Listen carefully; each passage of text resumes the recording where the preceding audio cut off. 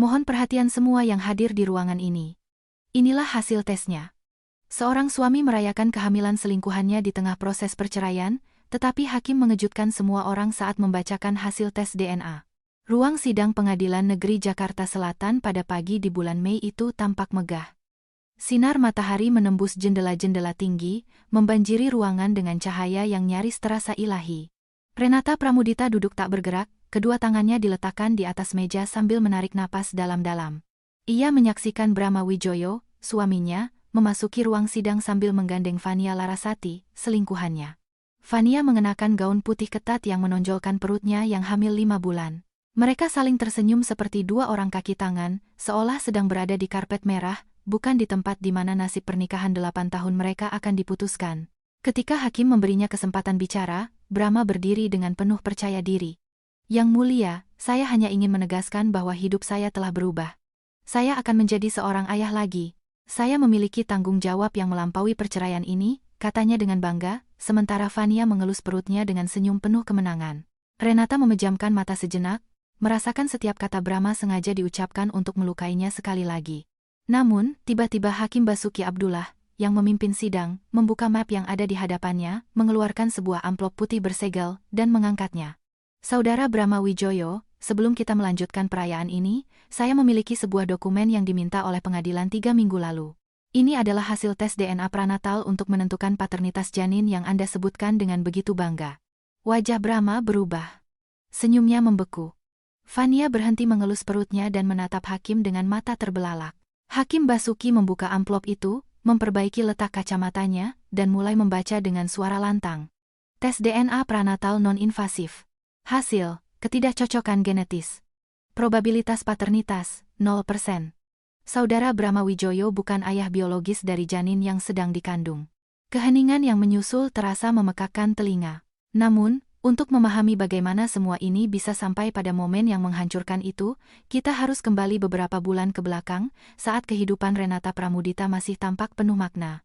Setiap pagi, Renata bangun pukul 05.30 di rumahnya di Pondok Indah, sebuah hunian luas yang dulu pernah dipenuhi tawa, rencana bersama, dan janji masa depan. Rumah itu memiliki 3 kamar tidur, taman dengan bunga-bunga peoni yang rimbun yang dirawat sendiri oleh Renata setiap akhir pekan, dan sebuah dapur tempat ia memasak sarapan istimewa pada hari Minggu, saat Brahma masih sering di rumah. Itu adalah rumah yang memancarkan stabilitas, yang dibangun dengan susah payah dan cinta selama 8 tahun pernikahan mereka. Renata adalah seorang dokter spesialis anak di Rumah Sakit Umum Pusat Nasional Dr. Cipto Mangunkusumo, RSCM, dikenal karena kesabarannya yang tak terbatas terhadap anak-anak dan dedikasinya yang tak tergoyahkan. Rekan-rekannya mengaguminya. Orang tua pasiennya mempercayainya sepenuhnya, dan anak-anak memberinya gambar-gambar yang ia pajang di dinding ruang praktiknya. Renata tidak hanya mengobati penyakit, ia menyembuhkan dengan kata-kata lembut, tatapan penuh pengertian, dan perhatian keibuan yang melampaui batas-batas kedokteran. Setiap pagi, setelah mandi dan mengenakan seragam birunya yang khas, ia akan minum kopi hitam tanpa gula sambil memeriksa jadwal pasien di laptopnya. Ia metodis, terorganisir, dan disiplin. Kehidupan profesionalnya adalah cerminan dari kepribadiannya, terstruktur, efisien, dan dapat diprediksi. Brahma Wijoyo, suaminya, adalah kebalikannya. Ia adalah pemilik Wijoyo Motors, sebuah dealer mobil mewah yang berlokasi di kawasan bisnis Sudirman Central Business District, SCBD.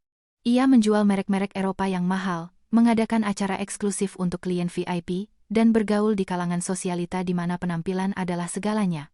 Brahma karismatik dan menawan, ia tahu cara memikat orang dengan senyum lebarnya dan kemudahannya dalam bergaul. Di awal hubungan mereka, itulah yang membuat Renata jatuh cinta kemampuannya untuk mencerahkan ruangan manapun dengan kehadirannya. Ia membuat Renata merasa istimewa, dikagumi, dan diinginkan. Ia selalu mengatakan bahwa Renata adalah wanita terpintar yang pernah ia temui, bahwa dedikasinya untuk menyelamatkan nyawa menginspirasinya untuk menjadi orang yang lebih baik. Renata percaya pada setiap katanya. Mereka menikah dalam sebuah upacara sederhana di Ubud, Bali, dikelilingi oleh teman-teman dekat dan keluarga. Itu adalah pernikahan yang simpel namun penuh makna.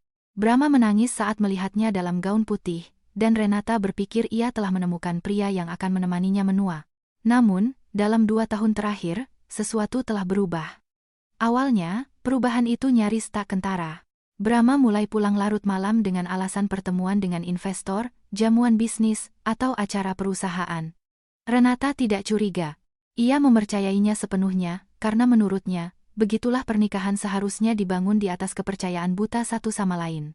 Kemudian, detail-detail lain mulai muncul. Aroma parfum Brahma berbeda saat ia pulang. Bukan parfumnya yang biasa, melainkan aroma manis, floral, aroma parfum wanita. Ketika Renata bertanya, ia bilang itu karena memeluk klien wanita saat berpamitan. Renata menerima penjelasan itu karena mempertanyakannya lebih jauh berarti mengakui ada sesuatu yang salah. Brahma juga mulai diam-diam membalas pesan.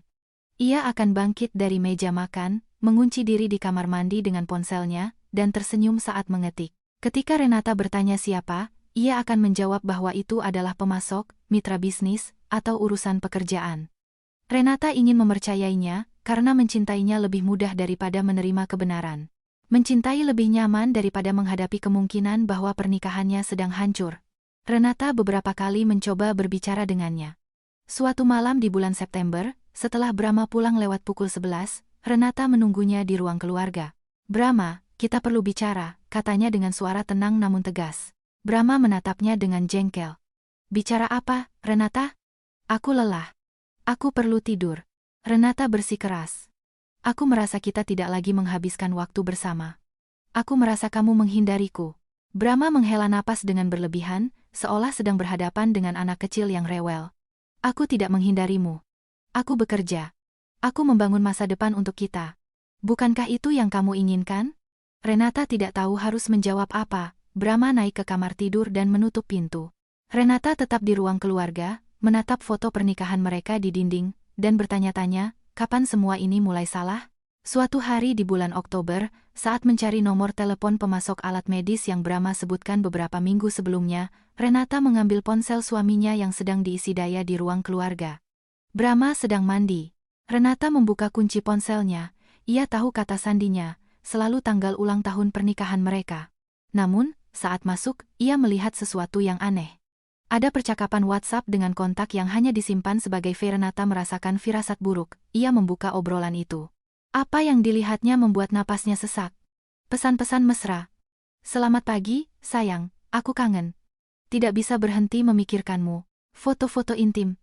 Seorang wanita muda dengan rambut panjang bergelombang berpose di depan cermin dengan pakaian dalam berenda. Rencana masa depan. "Bagaimana kalau kita ke Bali akhir pekan depan? Aku sudah pesan hotel." Renata merasa bumi seolah runtuh di bawah kakinya. Tangannya gemetar saat memegang ponsel itu. Ia membaca tanggal demi tanggal. Percakapan itu sudah berlangsung selama berbulan-bulan. Sejak Juli, hampir 4 bulan penuh kebohongan, penipuan, dan pengkhianatan setiap hari. Brahma keluar dari kamar mandi, terbalut handuk, sambil mengeringkan rambutnya. Melihat Renata dengan ponselnya di tangan, ia membeku. Ekspresinya berubah dari terkejut menjadi bersalah, lalu menjadi dingin, sikap yang belum pernah Renata lihat sebelumnya. "Siapa Brahma?" tanya Renata dengan suara bergetar namun tegas. Brahma tidak langsung menjawab.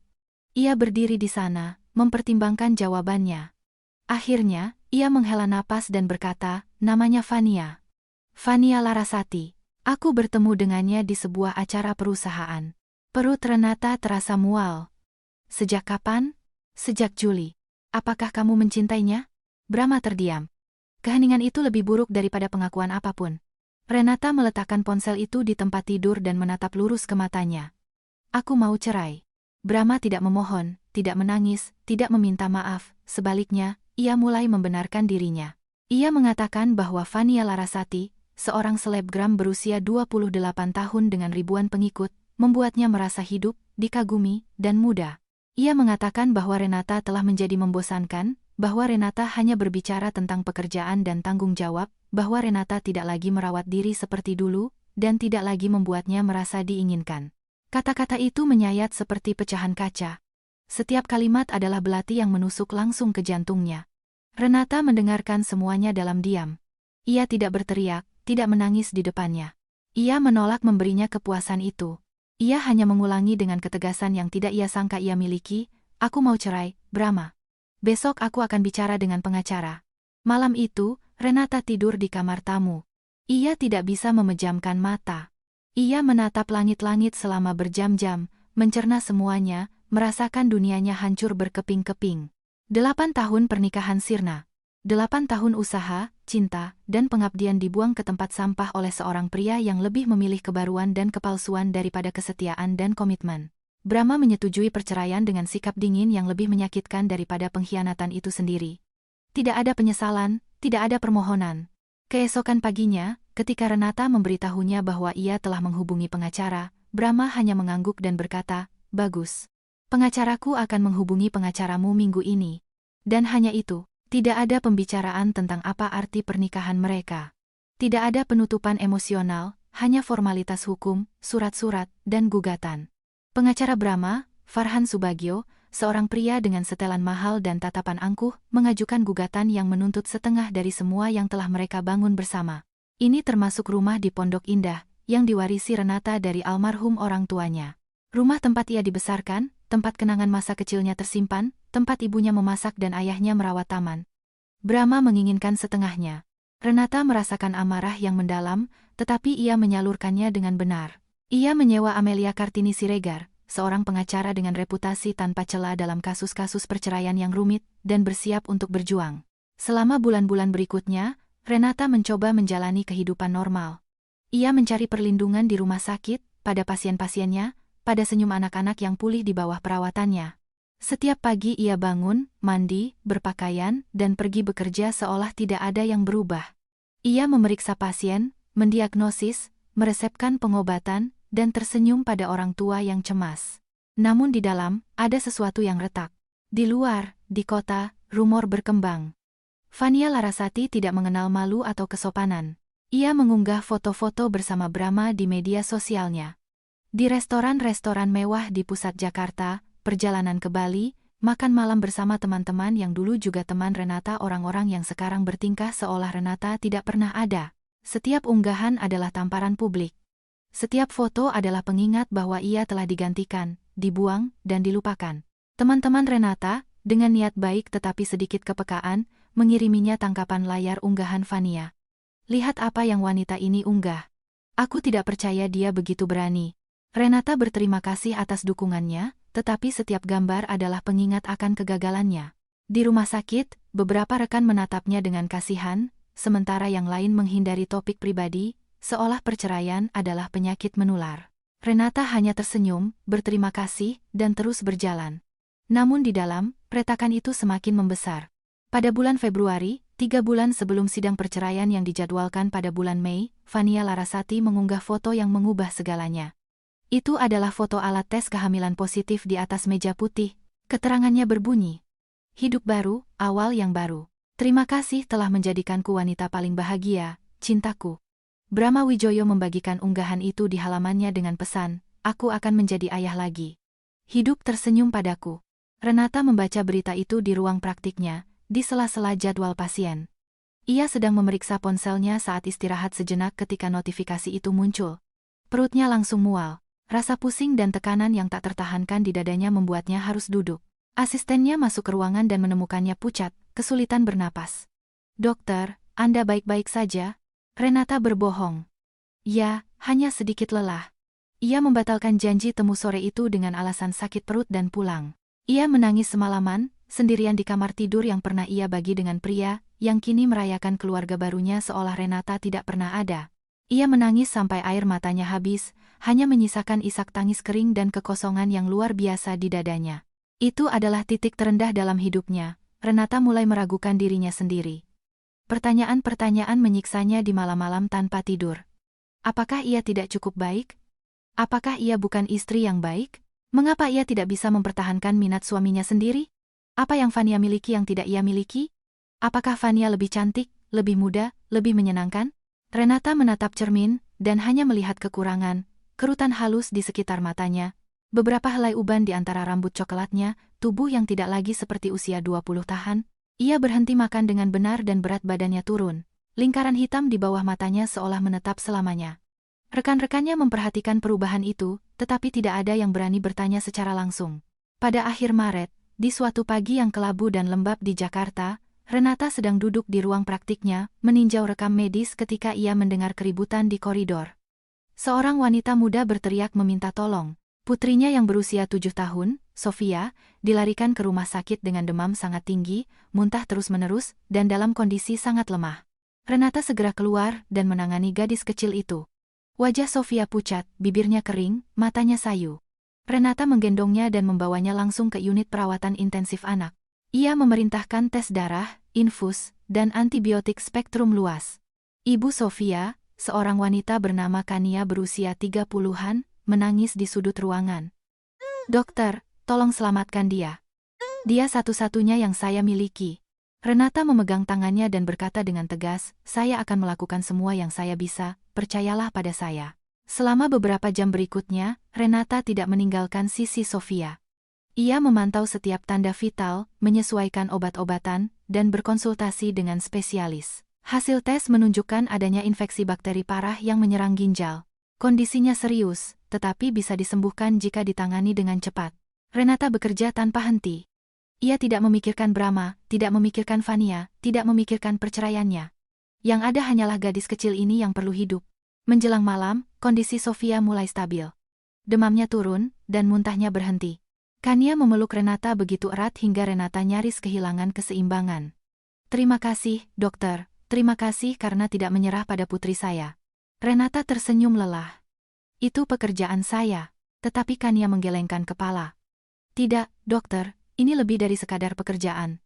Ada sesuatu yang istimewa dalam diri Anda. Anda menyelamatkan nyawa karena Anda benar-benar peduli, dan itu jarang terjadi di dunia ini." Kemudian, Kania menambahkan sesuatu yang menembus hati Renata seperti seberkas cahaya.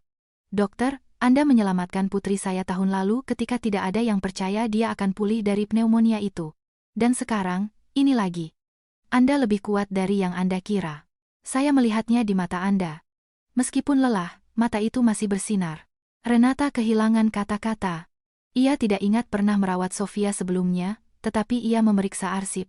Dan benar saja, setahun yang lalu, ia merawat gadis yang sama selama krisis pernapasan yang parah. Ia telah melupakan kasus itu di antara ratusan pasien yang ia tangani setiap bulan, tetapi Kania tidak lupa.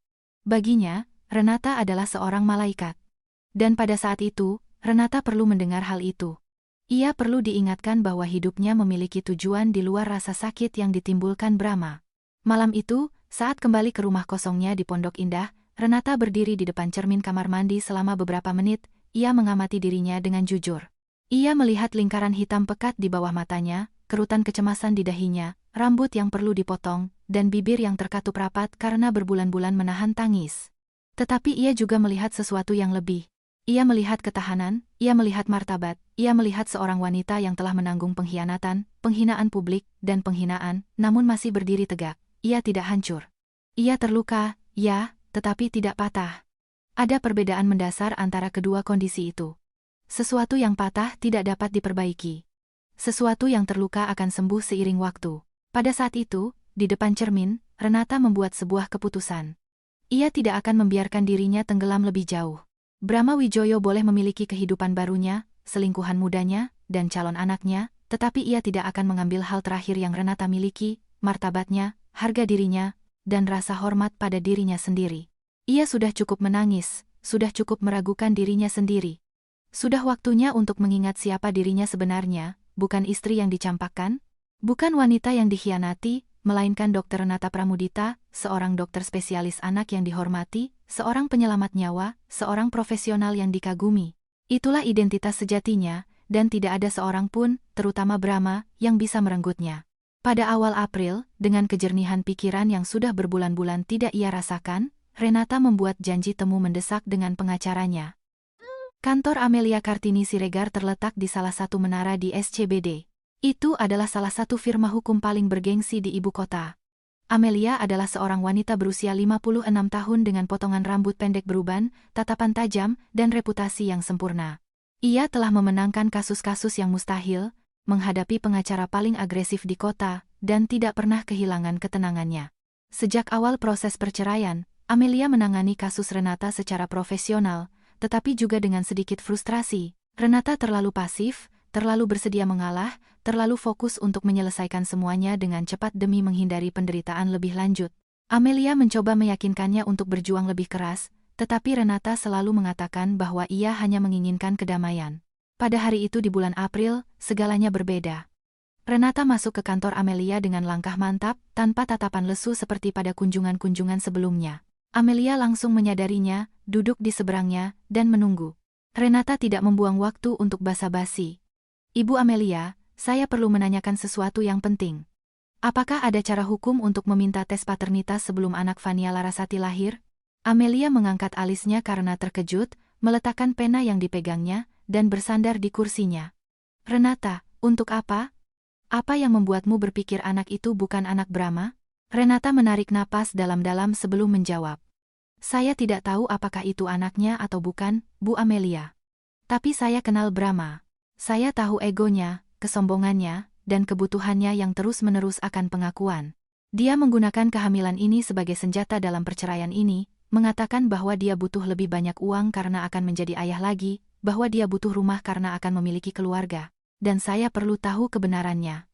Karena jika anak itu bukan anaknya, saya ingin dia tahu. Saya ingin dia mengetahuinya di depan semua orang. Saya ingin dia merasakan sebagian kecil dari apa yang saya rasakan selama berbulan-bulan ini." Amelia mengamati Renata dalam diam selama beberapa detik. Kemudian, senyum kecil namun penuh makna muncul di wajahnya. Itu bukan senyum mengejek atau kejam, melainkan senyum pengakuan. Wanita di hadapannya bukanlah pribadi yang hancur yang datang ke kantornya 6 bulan lalu. Di mata Renata ini, ada api, ada tekad, dan Amelia mengaguminya. "Renata, apa yang kamu minta ini bukanlah balas dendam, ini keadilan. Dan ya, itu mungkin. Namanya tes DNA pranatal non-invasif. Ini adalah prosedur yang relatif baru tetapi sangat andal. Dilakukan hanya dengan tes darah sederhana dari ibu hamil. Tidak ada risiko bagi janin. Tapi ada masalahnya. Kita perlu pengadilan untuk memerintahkannya. Dan untuk itu, kita butuh argumen hukum yang kuat."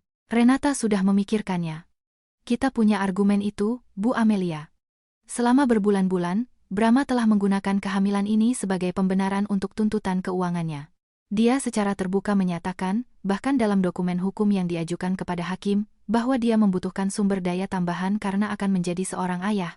Ini membuat status paternitas menjadi faktor yang relevan dalam proses perceraian. Jika dia menggunakan anak ini untuk mendapatkan keuntungan ekonomi, pengadilan berhak untuk memverifikasi apakah anak itu benar-benar anaknya." Amelia mengangguk pelan, terkesan. Renata telah melakukan risetnya. "Anda benar, itu argumen yang kuat. Saya akan menyusun mosi hari ini dan mengajukannya kepada Hakim Basuki. Beliau hakim yang tegas tapi adil. Jika beliau melihat ada dasar hukumnya, beliau akan menyetujui tes itu. Brahma dan Fania tidak akan bisa menolak tanpa menimbulkan kecurigaan besar." Dan begitulah yang terjadi. Amelia bekerja selama 2 hari menyusun mosi yang sempurna, didukung oleh semua dokumen di mana Brahma menyebutkan status kebapakannya di masa depan sebagai dasar tuntutannya. Ia mengajukannya kepada Hakim Basuki Abdullah, seorang hakim berusia 55 tahun yang dikenal karena ketegasannya dan ketidaksukaannya terhadap manipulasi di ruang sidangnya. Hakim Basuki meninjau mosi tersebut, memanggil pengacara kedua belah pihak untuk sidang pendahuluan, dan setelah mendengar argumen, ia membuat keputusan. Mosi ini beralasan. Tes DNA pranatal non-invasif diperintahkan. Saudari Fania Larasati harus hadir di laboratorium yang ditunjuk pengadilan untuk pengambilan sampel. Saudara Brahma Wijoyo akan memberikan sampelnya untuk perbandingan. Hasilnya akan dikirim langsung ke pengadilan dan diumumkan pada sidang perceraian yang dijadwalkan pada 15 Mei. Ketika Amelia memberitahu Renata tentang keputusan hakim, Renata merasakan sesuatu yang sudah berbulan-bulan tidak ia rasakan, harapan. Bukan kegembiraan, bukan kemenangan dini, hanya perasaan bahwa keadaan mulai berbalik, bahwa ia telah mendapatkan kembali sebagian kendali atas hidupnya sendiri. Tes dilakukan pada minggu terakhir bulan April di sebuah laboratorium bersertifikat di European Medical Center, EMC, Sentul. Fania datang didampingi oleh Brahma, keduanya dengan wajah kesal. Fania mengunggah pesan dramatis di media sosialnya. Beberapa orang begitu terluka sehingga tidak tahan melihat kebahagiaan orang lain. Tapi cinta akan selalu menang. Brahma mengomentari unggahan itu dengan emoji hati. Renata tidak menanggapi, tidak membuka profil mereka, tidak membaca komentar. Ia tidak membiarkan dirinya jatuh ke dalam perangkap itu. Amelia telah menasihatinya untuk menjauhi media sosial selama proses ini, dan Renata akhirnya mengikuti nasihat itu. Sambil menunggu hasilnya, Renata fokus pada pemulihan fisik dan emosionalnya. Ia kembali ke pusat kebugaran yang biasa ia datangi sebelum menikah, sebuah studio yoga dan pilates kecil di Kemang. Instrukturnya, Galina, menyambutnya dengan pelukan. "Kami merindukanmu, Renata." Renata berhenti datang 2 tahun lalu karena Brahma selalu mengeluh bahwa ia menghabiskan terlalu banyak waktu di luar rumah. Betapa ironisnya, pikir Renata. Dia menuduhku tidak ada untuknya, padahal dialah yang menghancurkan pernikahan kami. Ia melanjutkan kelas paginya 3 kali seminggu. Olahraga membantunya melepaskan ketegangan yang menumpuk, menghubungkan kembali dengan tubuhnya, dan merasa kuat lagi. Ia juga melanjutkan sesi dengan psikolognya, Marta Vadimovna Solina, seorang terapis yang berspesialisasi dalam kesedihan dan krisis pribadi, yang pernah Renata datangi di bulan-bulan awal perceraian, tetapi berhenti karena merasa tidak ada kemajuan. Kali ini berbeda. Renata datang ke terapi dengan pola pikir yang berbeda.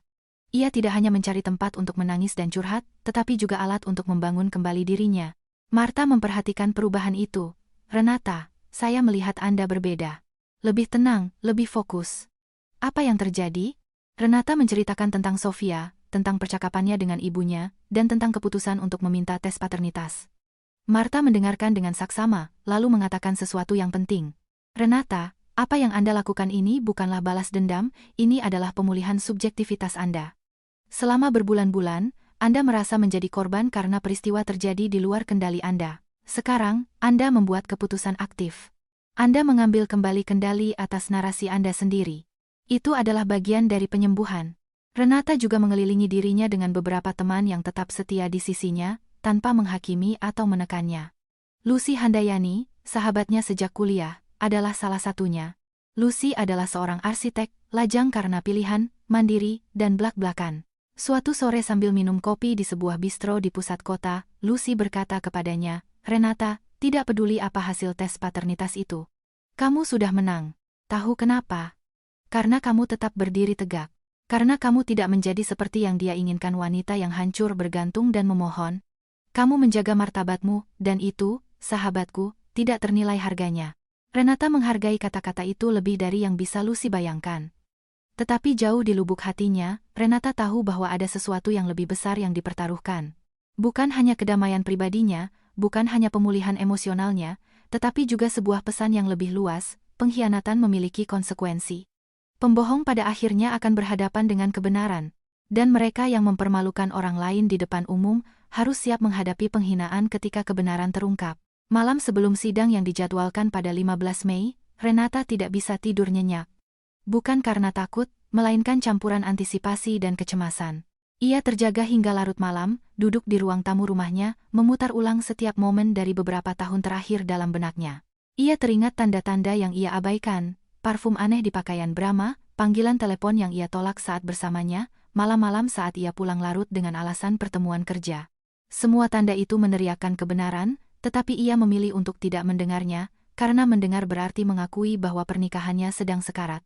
Ia juga teringat pembenaran yang ia terima tanpa pertanyaan, kebohongan yang disamarkan sebagai penjelasan yang masuk akal. Dan ia teringat cinta yang ia berikan tanpa batas, tanpa syarat, dengan murah hati dan setia. Brahma tidak pernah menghargai cinta itu. Ia menganggapnya remeh sampai ia menemukan sesuatu yang tampak lebih menarik, lebih baru, lebih mudah. Tetapi ia juga teringat siapa dirinya sebelum menjadi istri Brahma Wijoyo. Mahasiswa kedokteran yang cemerlang, residen yang berdedikasi yang tidur hanya 4 jam semalam untuk belajar sebanyak mungkin, dokter anak yang penuh gairah yang memilih profesinya karena panggilan sejati, bukan karena uang atau gengsi.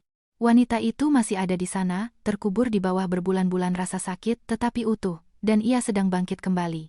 Tanggal 15 Mei tiba. Renata bangun pukul 05.00 pagi, meskipun sidang dijadwalkan pukul 10.00. Ia mandi air dingin untuk menyegarkan diri. Ia memilih pakaiannya dengan hati-hati, setelan celana biru tua, elegan namun tegas, menciptakan citra profesionalisme dan keseriusan.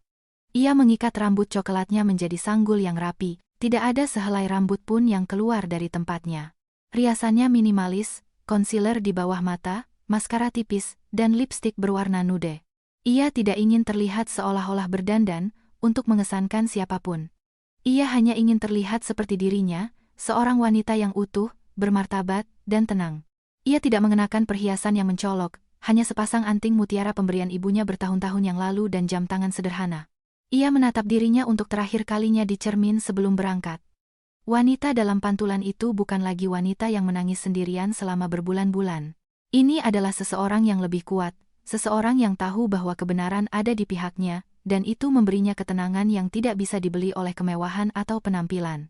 Pengadilan Negeri Jakarta Selatan pada pagi 15 Mei itu tampak megah. Bangunan itu bergaya kolonial modern dengan pilar-pilar tinggi dan koridor-koridor luas di mana setiap langkah menggema.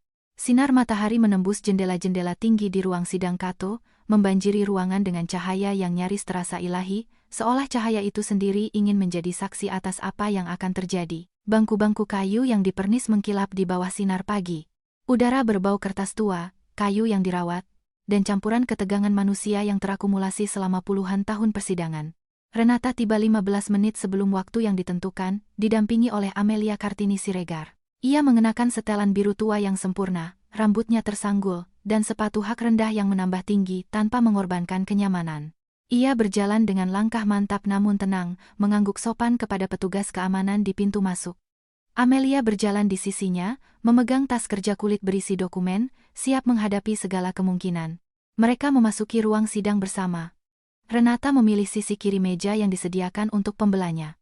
Ia duduk dalam diam, meletakkan tangannya di atas permukaan kayu, dan menarik napas dalam-dalam. Wajahnya tidak menunjukkan kegugupan, hanya konsentrasi. Amelia mencondongkan tubuh ke arahnya dan berbisik, "Renata, apapun yang terjadi hari ini, ingatlah bahwa kamu sudah menang. Kamu telah mendapatkan kembali martabatmu. Tidak ada yang bisa mengambil itu darimu." Renata mengangguk sedikit, berterima kasih atas kata-kata itu, tetapi pikirannya terfokus pada apa yang akan datang. Ia tahu bahwa hasil tes paternitas ada di tangan hakim. Ia tahu bahwa dalam beberapa menit, kebenaran akan terungkap, dan kebenaran itu, apapun itu, akan mengubah segalanya. Ruang sidang perlahan mulai terisi. Beberapa yang hadir adalah mahasiswa hukum yang datang untuk mengamati kasus nyata sebagai bagian dari praktik mereka. Yang lain adalah jurnalis yang meliput kasus ini karena publisitas Brahma Wijoyo, seorang pengusaha yang dikenal di kalangan sosialita Jakarta. Kamera dilarang di dalam ruang sidang, tetapi para reporter menunggu di luar gedung. Kasus ini menarik minat karena Brahma tidak berhati-hati di media sosial, memamerkan hubungan barunya dan status kebapakannya di masa depan tanpa malu-malu. Orang-orang suka menyaksikan jatuhnya orang-orang sombong. Tepat pukul 10.00, Brahma Wijoyo masuk ke ruang sidang. Ia tidak sendirian. Fania Larasati berjalan di sisinya, memegang tangannya erat-erat, sebuah pertunjukan publik tentang persatuan mereka. Fania mengenakan gaun putih ketat yang menonjolkan perutnya yang hamil 5 bulan. Gaun itu tidak pantas untuk pengadilan, terlalu mencolok, terlalu teatrikal, seolah ia ingin mengubah persidangan menjadi peragaan busana. Rambutnya yang bergelombang tergerai di bahunya. Riasannya sempurna, dan sepatu hak tingginya berderak di setiap langkah. Brahma mengenakan setelan abu-abu gelap dan kemeja putih tanpa dasi, mencoba menciptakan citra santai namun elegan. Keduanya tersenyum seperti kaki tangan, seolah sedang berada di karpet merah, bukan di ruang sidang di mana nasib pernikahan 8 tahun akan diputuskan. Brahma menyapa pengacaranya, Farhan Subagio, dengan tepukan punggung yang berlebihan. Ia tertawa keras. Ia berbicara dengan suara keras tentang kesepakatan bisnis terbarunya, tentang mobil Italia yang baru saja ia jual kepada seorang klien miliarder. Suaranya memenuhi ruangan dengan rasa percaya diri yang tak tertahankan. Ia bahkan tidak melirik ke arah Renata. Baginya, Renata sudah tidak ada. Ia hanyalah formalitas, sebuah rintangan kecil dalam perjalanannya menuju kehidupan barunya yang bahagia. Fania, sementara itu, terus-menerus merapikan rambutnya, melihat sekeliling ruangan seolah mengharapkan pengakuan, seolah menunggu seseorang meminta foto atau tanda tangannya. Ia terus-menerus menyentuh perutnya, sebuah gerakan yang diperhitungkan untuk mengingatkan semua orang bahwa ia hamil, bahwa ia adalah wanita yang telah menaklukkan Brahma Wijoyo yang sukses. Pukul 10.05, pintu samping ruang sidang terbuka, dan Hakim Basuki Abdullah masuk. Jubah hitamnya berkibar di belakangnya. Semua yang hadir secara otomatis berdiri sebagai tanda hormat. Hakim Basuki adalah seorang pria berusia 55 tahun dengan rambut yang seluruhnya beruban disisir ke belakang dengan gel, mengenakan kacamata berbingkai logam dan tatapan tajam yang seolah bisa menembus orang dan membaca niat mereka. Ia dikenal sebagai salah satu hakim paling tegas di Jakarta, tidak menoleransi kesombongan, kebohongan, dan penghinaan di ruang sidangnya. Baginya, nama, uang, atau koneksi tidak penting. Yang penting hanyalah hukum dan keadilan. Ia berjalan ke kursinya yang lebih tinggi, duduk, mengetuk palu sekali, dan berkata dengan suara tegas, silakan duduk. Sidang perceraian dimulai. Kasus nomor 2025, PDT, G, 2023, PNJKT, SL. Pramudita versus Wijoyo. Para pengacara menyampaikan argumen pembukaan mereka. Amelia Kartini Siregar jelas, singkat, dan profesional. Ia menguraikan pembagian harta yang telah disepakati sebelumnya. Ia mengingatkan bahwa rumah di Pondok Indah adalah harta warisan Renata dan oleh karena itu tidak dapat dibagi. Ia menunjukkan bahwa tuntutan keuangan tambahan Brahma tidak memiliki dasar hukum. Ia berbicara tepat 7 menit. Tidak lebih, tidak kurang. Pengacara Farhan Subagio, sebaliknya, berbicara hampir 20 menit. Ia berbicara tentang kebutuhan kliennya, haknya untuk memulai hidup baru, status kebapakannya yang akan datang yang membutuhkan stabilitas ekonomi, biaya medis di masa depan, dan tanggung jawab yang menantinya. Pidatonya dirancang untuk membangkitkan simpati, untuk menampilkan Brahma sebagai pria yang bertanggung jawab yang hanya menginginkan yang terbaik untuk calon putranya. Hakim Basuki mendengarkan semuanya tanpa menyelah. Ekspresi wajahnya menunjukkan ketidaksabaran yang jelas. Ketika Farhan akhirnya selesai, hakim memeriksa dokumen-dokumennya dan berkata, "Ada lagi yang ingin ditambahkan sebelum kita beralih ke putusan?"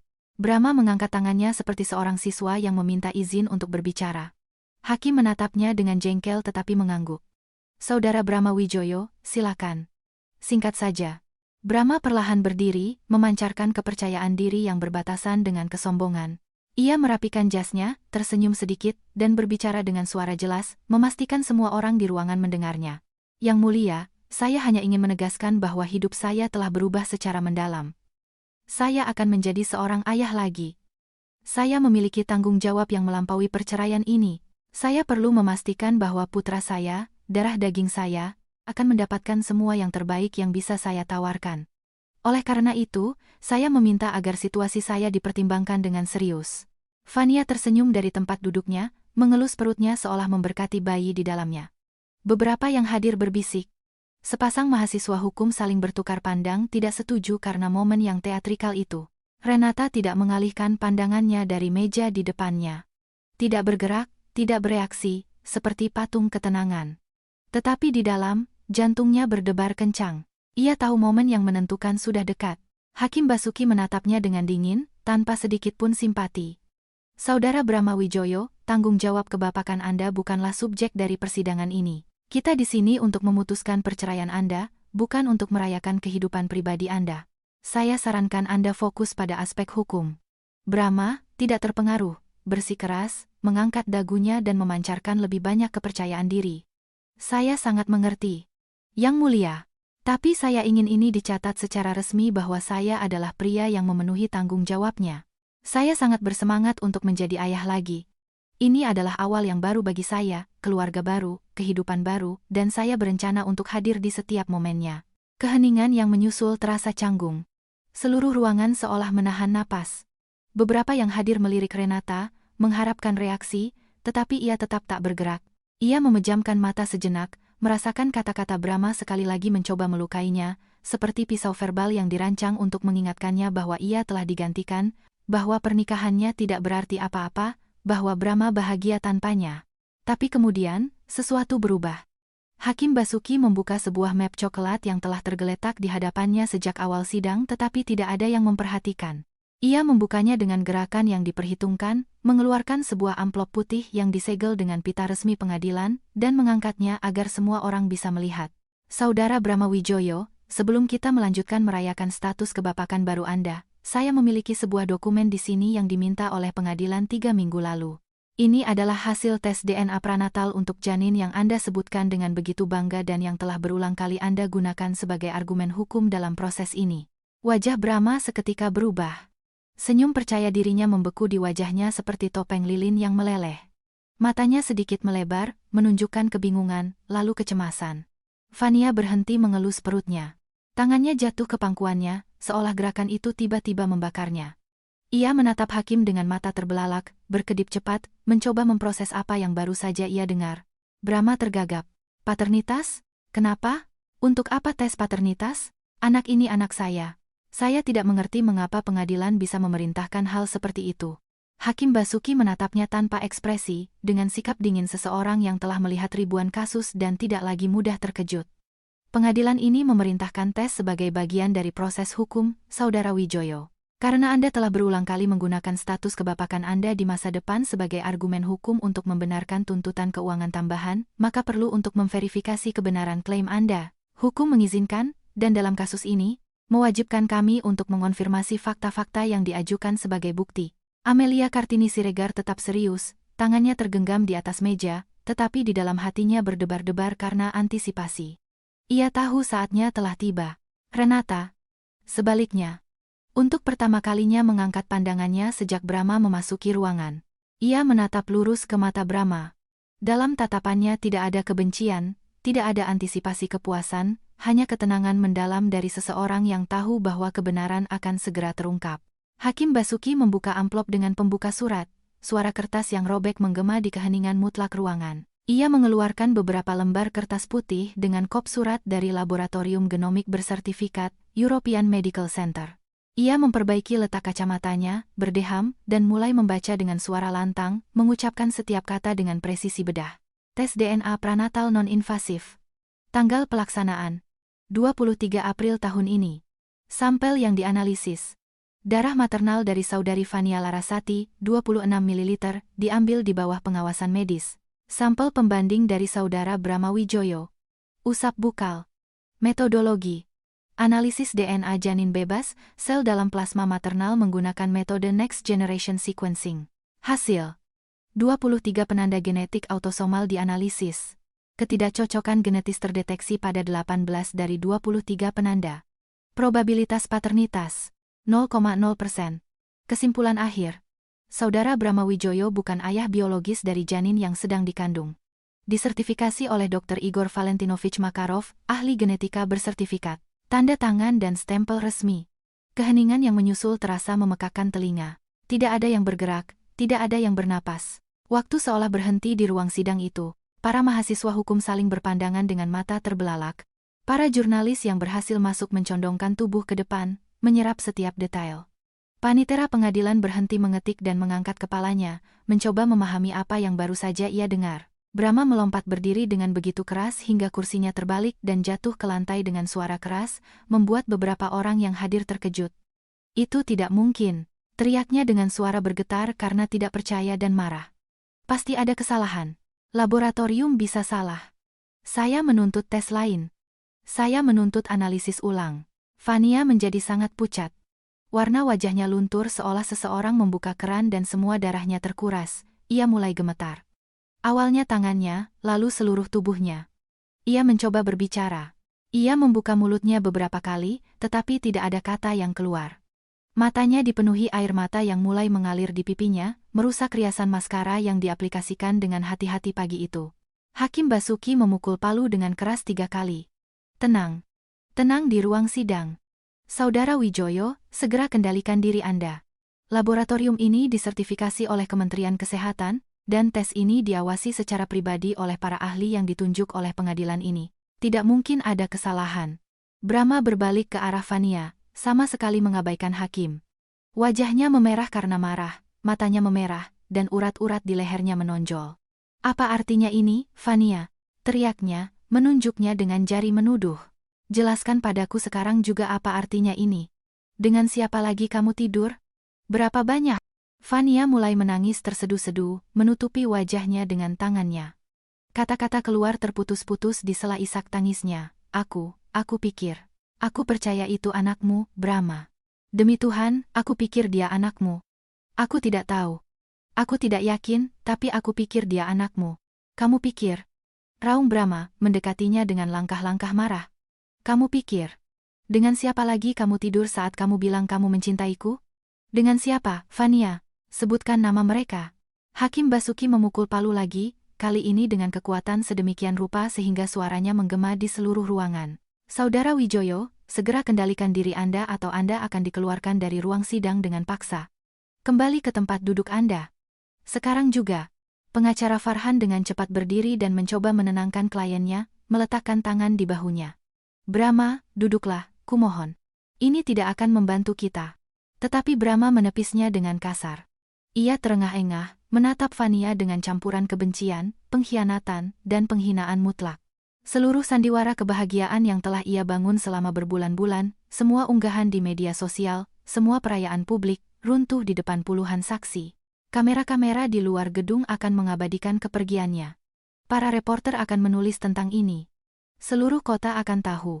Pengusaha sukses, pria yang meninggalkan istrinya demi wanita muda, baru saja mengetahui bahwa wanita itu telah menipunya dengan cara yang sama. Renata, untuk pertama kalinya dalam berbulan-bulan, merasa bisa bernapas lega. Ia tidak tersenyum, tidak merayakan, tidak menunjukkan kepuasan.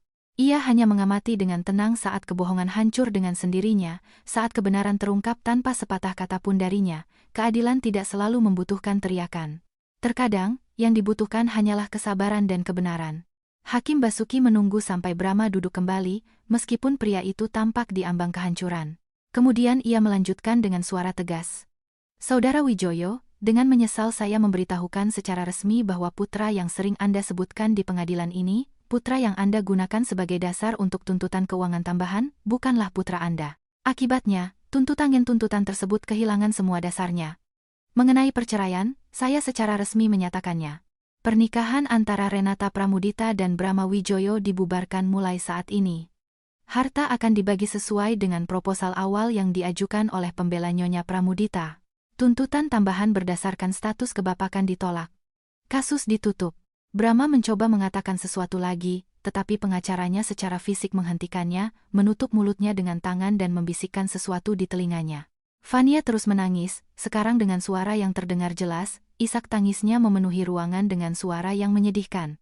Hakim Basuki perlahan melepas kacamatanya, membersihkannya dengan sapu tangan yang ia ambil dari saku jubahnya, dan menatap lurus ke mata Brahma. Saudara Wijoyo, hari ini Anda telah belajar sebuah pelajaran yang seharusnya sudah Anda pelajari sejak lama. Tidak semua perayaan berakhir dengan kemenangan. Tidak semua pengkhianatan tidak mendapat balasan. Dan mereka yang mempermalukan orang lain di depan umum harus siap dipermalukan ketika kebenaran terungkap. Saya harap Anda akan merenungkan keputusan-keputusan Anda. Sidang selesai. Ia memukul palu untuk terakhir kalinya. Suaranya terdengar seperti penutup sebuah bab. Akhir yang pasti dari sebuah cerita yang telah menyebabkan begitu banyak rasa sakit. Sidang berakhir dengan ketukan palu terakhir Hakim Basuki. Hakim meninggalkan ruangan melalui pintu samping, jubah hitamnya berkibar di belakangnya, meninggalkan ruang sidang yang penuh bisikan, tatapan penuh makna, dan keheningan tegang yang masih bergetar oleh wahyu yang baru saja terungkap. Para pengacara mulai mengumpulkan dokumen mereka, memasukkan berkas ke dalam tas kerja kulit, merapikan kertas-kertas dengan gerakan mekanis. Panitera pengadilan mengetik detail terakhir dari risalah. Para mahasiswa hukum keluar, berdiskusi di antara mereka tentang apa yang baru saja mereka saksikan, sadar bahwa kasus ini akan menjadi anekdot selama bertahun-tahun di ruang kuliah Fakultas Hukum. Renata duduk tak bergerak selama beberapa detik lagi, mencerna semua yang baru saja terjadi. Tangannya masih di atas meja kayu, tenang, tenteram. Ia tidak merasakan euforia, tidak merasakan kemenangan yang meluap-luap. Apa yang ia rasakan adalah sesuatu yang lebih dalam, lebih abadi, sebuah penutupan. Keadilan telah ditegakkan tanpa ia harus berteriak, membalas dendam, atau merendahkan dirinya ke tingkat mereka yang telah mengkhianatinya. Kebenaran telah melakukan tugasnya, dan itu sudah cukup. Amelia Kartini menyentuh bahunya dengan lembut, membangunkannya dari lamunannya. Renata, sudah waktunya pergi, semuanya sudah berakhir. Renata mengangguk pelan, berdiri tanpa tergesa-gesa, mengambil tas kulit koklatnya dari sandaran kursi, dan menarik napas dalam-dalam sebelum menuju pintu keluar. Saat berjalan menyusuri lorong tengah, ia melewati Brahma, yang masih berdiri di dekat mejanya, sepucat kertas, menatap kosong dengan mata sayu. Pengacaranya mencoba berbicara dengannya, tetapi Brahma sepertinya tidak mendengar. Ia syok, menyadari skala penghinaan publik yang baru saja ia alami. Fania duduk 2 kursi lebih jauh, wajahnya terbenam di telapak tangannya, terisak pelan, dikelilingi oleh tatapan menghina dari mereka yang masih di sana. Beberapa menatapnya dengan kasihan, yang lain dengan kutukan, tetapi tidak ada yang mendekat untuk menghiburnya. Renata berjalan melewati mereka tanpa berhenti. Ia tidak berbicara kepada mereka, tidak melihat mereka. Tidak ada lagi yang perlu dikatakan. Kebenaran telah berbicara untuknya, lebih keras daripada pidato apapun. Ia meninggalkan ruang sidang bersama Amelia. Mereka melintasi lobi marmer pengadilan, menuruni tangga internal, dan akhirnya tiba di pintu masuk utama. Di luar, matahari tengah hari menyilaukan. Cahaya bulan Mei di Jakarta terang, intens, dan hangat. Renata berkedip beberapa kali, menyesuaikan diri dengan cahaya setelah lebih dari 2 jam di dalam gedung pengadilan. Begitu ia menjejakkan kaki di tangga luar, ia diserbu oleh para reporter yang telah menunggu di luar. Setidaknya ada selusin dari mereka, dengan kamera, perekam suara, dan mikrofon. Pertanyaan-pertanyaan menghujaninya secara bersamaan, saling tumpang tindih dalam hiruk-pikuk yang memekakkan telinga. Dokter Pramudita, bagaimana perasaan Anda setelah pengungkapan ini? Apakah Anda tahu bahwa anak itu bukan anak mantan suami Anda? Apa yang bisa Anda katakan kepada Brahma Wijoyo? Apakah Anda akan menuntut kompensasi tambahan? Bagaimana ini akan memengaruhi kehidupan profesional Anda? Amelia Kartini secara fisik menempatkan dirinya di antara Renata dan para reporter, merentangkan tangannya seperti perisai hidup. Dokter Pramudita tidak akan memberikan komentar saat ini.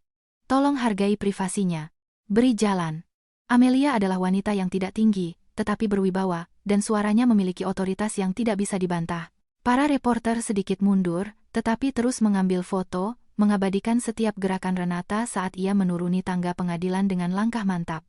Di kaki tangga, sebuah sedan hitam menunggu. Sopirnya dengan cepat keluar dan membuka pintu belakang. Dia adalah Daniel Pramudita, adik laki-laki Renata, seorang insinyur sipil berusia 30 tahun yang telah menunggunya di luar selama persidangan. Daniel memiliki rambut gelap yang acak-acakan karena menunggu, matanya lelah tetapi penuh kebanggaan. Begitu Renata masuk ke dalam mobil, Daniel menutup pintu di belakangnya, dengan cepat mengitari mobil, dan duduk di belakang kemudi.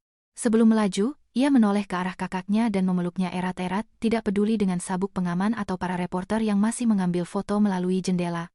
"Kak, aku sangat bangga padamu, kamu tidak tahu betapa kamu telah melalui semua ini dengan martabat seperti itu. Kamu adalah orang terkuat yang aku kenal." Renata membalas pelukan itu, merasakan air mata akhirnya menggenang. Tapi itu bukan air mata kesedihan, melainkan air mata kelegaan. "Terima kasih sudah di sini, Daniel. Terima kasih karena tidak pernah meragukanku." Daniel melepaskan pelukannya, tersenyum lembut padanya, dan menyalakan mesin. Mereka meninggalkan gedung pengadilan, meninggalkan para reporter, meninggalkan babak yang menyakitkan ini. Dalam perjalanan, Renata menatap keluar jendela. Jalanan Jakarta berlalu begitu saja. Jalan Sudirman dengan gedung-gedung pencakar langitnya, pasar tradisional dengan warna-warni cerahnya, orang-orang berjalan di trotoar, pedagang kaki lima yang menawarkan buah dan es krim, anak-anak berlarian mengejar bola di taman kecil. Kehidupan sehari-hari, normal, nyata. Dan ia kembali ke normalitas itu, akhirnya bebas dari beban yang telah ia pikul selama berbulan-bulan. Dunia terus berputar saat ia menderita, dan sekarang ia bisa berputar bersamanya lagi. Daniel tidak bertanya apakah ia ingin pulang. Ia tahu persis kemana harus membawanya. Ia melaju lurus ke RSCM, di mana Renata memiliki jadwal sore. Itu adalah hari Jumat, dan hari Jumat selalu sibuk di bagian pediatri. Renata tidak membatalkan jadwalnya karena ia tahu pasien-pasiennya membutuhkannya. Beberapa dokter mungkin akan mengambil cuti setelah persidangan seperti itu, tetapi Renata perlu bekerja. Ia perlu kembali ke panggilannya.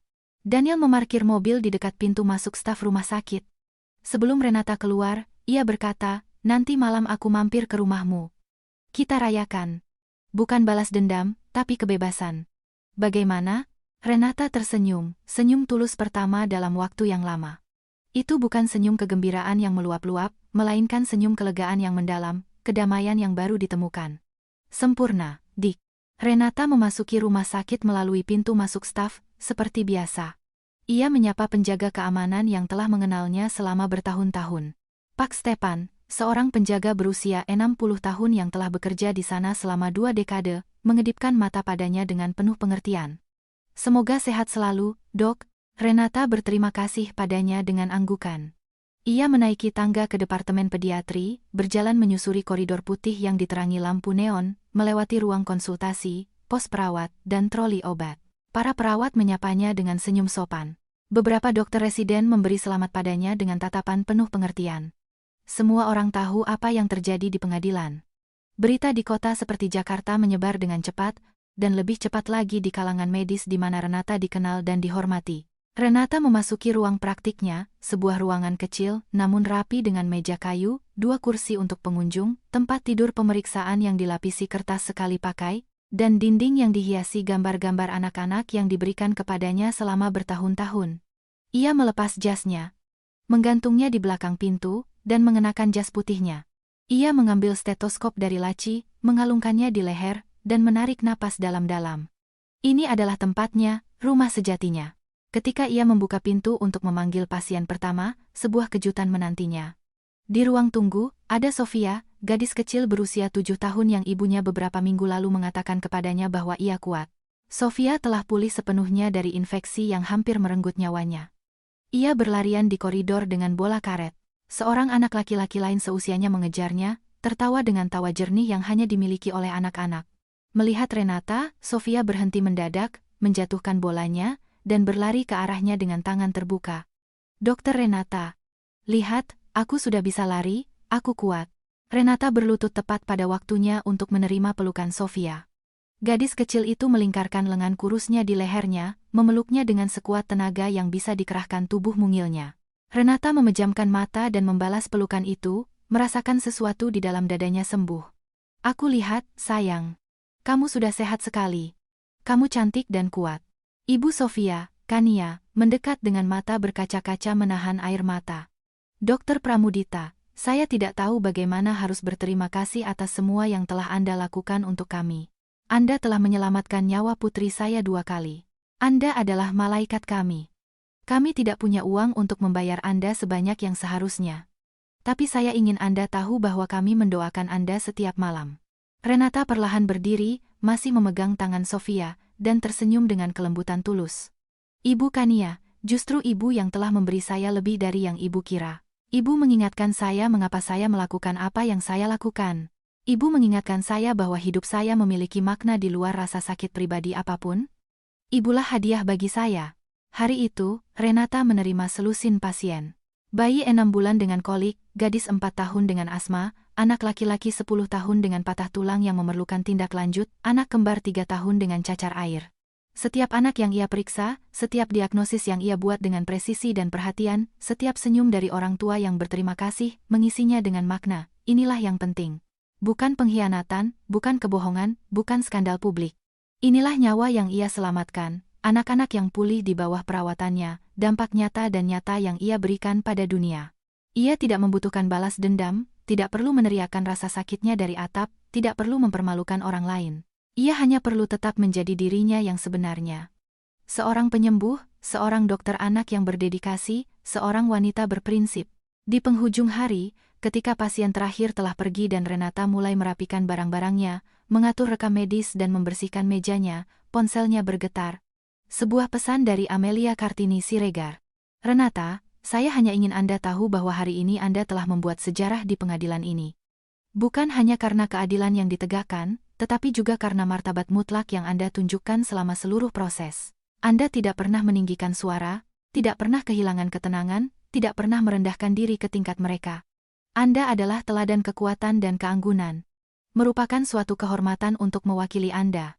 Renata membaca ulang pesan itu 2 kali, merasakan kehangatan di dadanya. Ia membalas dengan sederhana namun tulus. "Terima kasih, Bu Amelia, karena telah mempercayai saya ketika saya sendiri ragu. Untuk semua dukungan Anda, saya tidak akan pernah melupakannya." Ia meninggalkan rumah sakit saat langit Jakarta mulai diwarnai nuansa oranye dan merah muda saat matahari terbenam. Daniel menunggunya di tempat parkir, bersandar di mobilnya sambil memeriksa ponselnya. Melihatnya, ia tersenyum. "Siap merayakan kebebasan?" Renata mengangguk, "Lebih dari siap." Malam itu, di rumahnya di Pondok Indah yang kini sepenuhnya menjadi miliknya, tanpa sengketa hukum Renata memasak makan malam sederhana. Soto ayam, makanan favoritnya sejak kecil, dengan sambal dan perkedel. Daniel menata meja saat ia memasak. Mereka tidak banyak bicara tentang persidangan, tidak perlu. Sebaliknya, mereka berbicara tentang hal-hal sederhana. Rencana Daniel untuk merenovasi apartemennya, pertemuan keluarga yang akan datang, perjalanan yang ingin mereka lakukan bersama suatu hari nanti ke Raja Ampat. Mereka duduk untuk makan malam, hanya berdua, dan Renata merasakan sesuatu yang sudah berbulan-bulan tidak ia rasakan, keutuhan. Untuk pertama kalinya sejak mengetahui pengkhianatan Brahma, ia tidak merasa kesepian di rumah itu. Ia merasa bebas, merasa damai. Ia merasa akhirnya bisa bernapas tanpa beban penghinaan yang menekan dadanya. Setelah makan malam, ketika Daniel telah pergi berjanji akan kembali di akhir pekan untuk membantunya menata ulang perabotan Renata sendirian di ruang tamu. Ia memikirkan Brahma, tanpa kebencian, tanpa dendam, bahkan tanpa kepuasan atas kejatuhan publiknya. Hanya ketidakpedulian. Brahma telah memilih jalannya sendiri. Ia menghancurkan pernikahan 8 tahun demi sensasi sesuatu yang baru. Ia merayakan kebohongan di depan seluruh dunia, mengunggah di media sosial, membual tentang status kebapakan yang bukan miliknya, dan dunia melihat kejatuhannya, tapi itu bukan lagi masalah Renata, itu bukan lagi ceritanya. Ia juga memikirkan Vania, juga tanpa kepuasan atas penderitaannya. Tidak ada kesenangan melihat wanita lain hancur, bahkan jika wanita itu telah berkontribusi pada rasa sakitnya sendiri.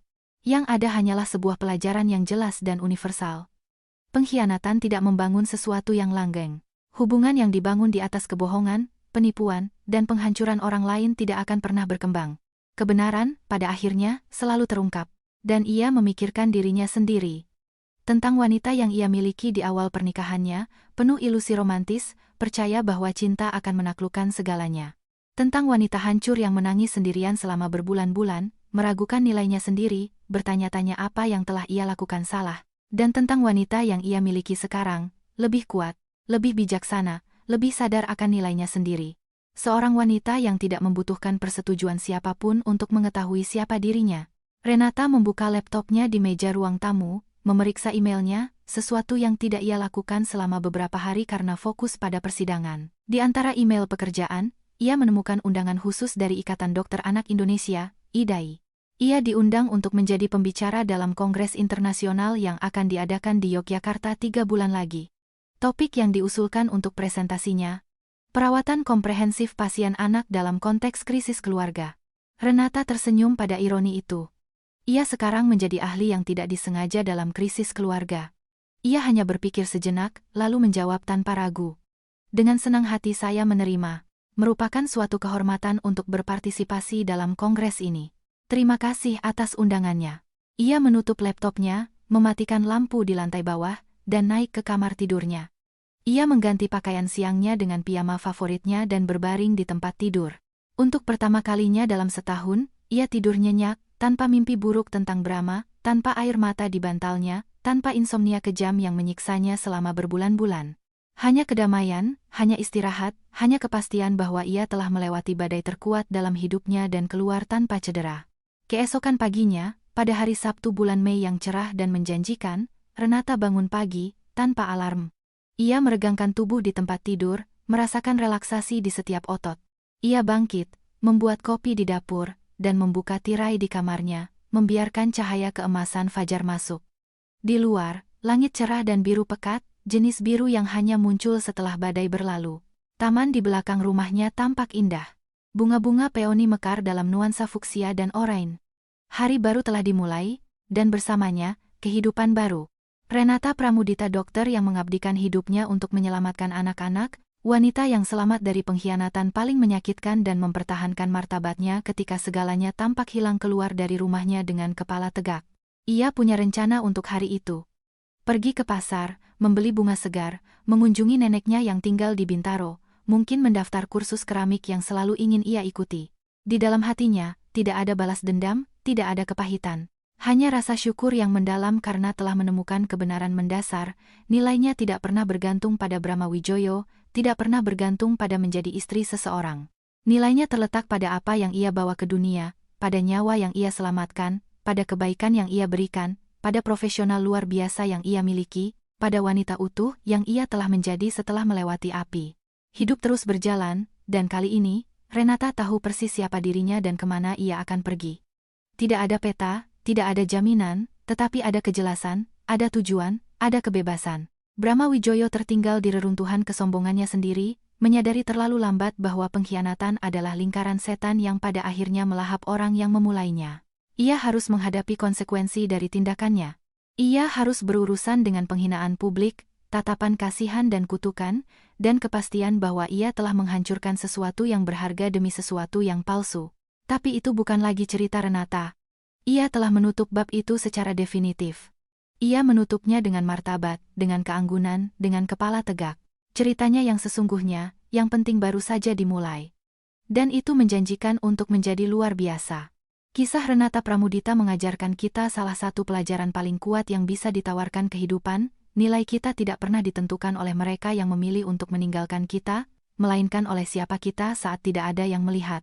Ketika Brahma menghancurkan pernikahannya, Renata bisa saja memilih jalan kebencian, kepahitan, dan balas dendam yang merusak. Sebaliknya, ia memilih sesuatu yang jauh lebih sulit dan berharga, martabat. Ia terus menyelamatkan nyawa, terus menjadi profesional luar biasa yang selalu ia miliki. Ia terus bangun setiap pagi, meskipun hatinya hancur, disitulah letak kekuatan sejati. Pengkhianatan menyebabkan rasa sakit yang mendalam karena membuat kita meragukan diri sendiri.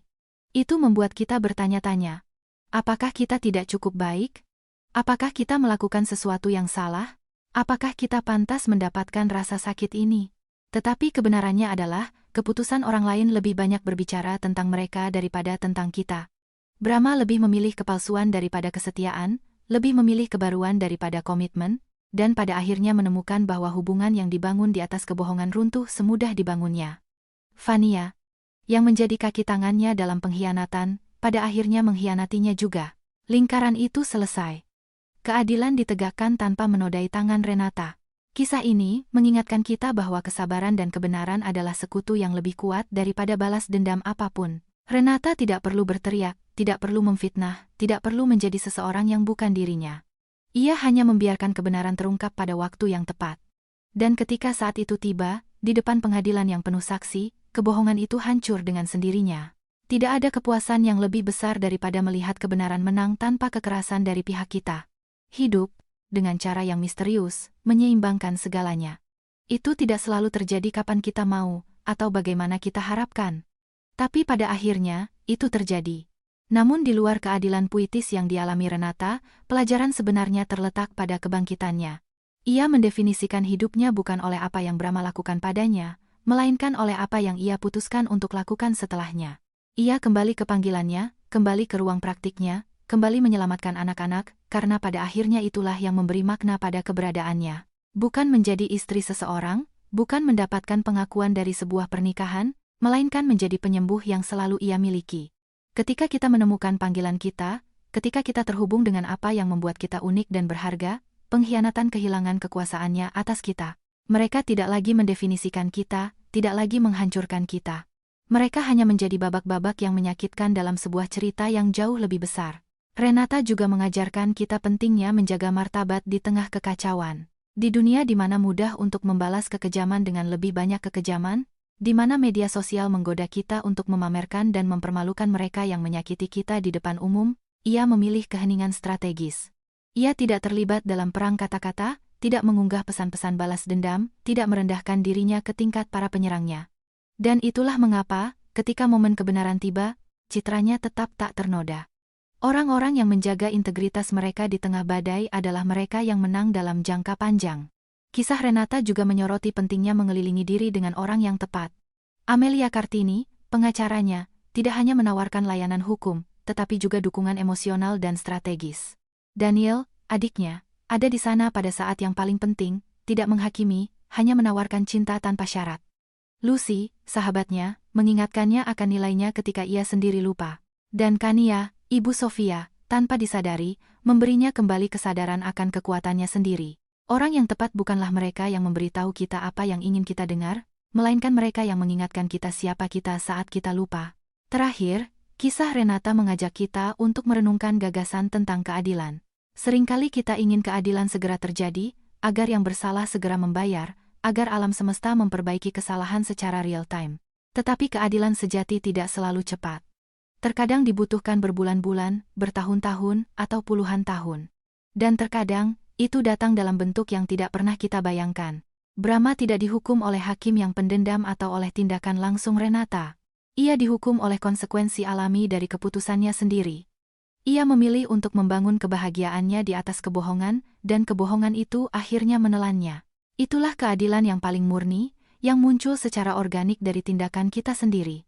Hari ini, dimanapun Anda berada dalam cerita Anda sendiri, ingatlah ini. Jika Anda sedang mengalami pengkhianatan, pengabaian, atau penghinaan, Anda tidak sendirian. Cerita Anda tidak berakhir dengan rasa sakit yang ditimbulkan oleh orang lain. Anda jauh lebih besar dari apa yang telah dilakukan pada Anda. Anda adalah jumlah dari keputusan Anda, integritas Anda, kemampuan Anda untuk bangkit sekali lagi. Seperti Renata, Anda dapat memilih martabat daripada balas dendam. Anda dapat memilih panggilan Anda daripada rasa sakit Anda. Anda dapat memilih untuk membangun kembali diri Anda daripada menghancurkan orang lain. Dan ketika Anda melakukannya, Anda akan menemukan sesuatu yang menakjubkan, Anda jauh lebih kuat dari yang Anda kira. Hidup terus berjalan setelah badai. Dan di sisi lain, ada cahaya, ada kedamaian, ada versi diri Anda yang lebih baik yang menunggu. Anda hanya perlu berjalan melewati kegelapan dengan kepala tegak, percaya bahwa fajar selalu datang bagi mereka yang tidak menyerah. Semoga cerita ini membangkitkan minat Anda pada isu-isu sosial. Jika cerita ini menyentuh Anda, berikan suka, tinggalkan komentar, bagikan, dan berlangganan saluran saya. Mari kita sebarkan energi positif dan membela terang bersama-sama. Terima kasih.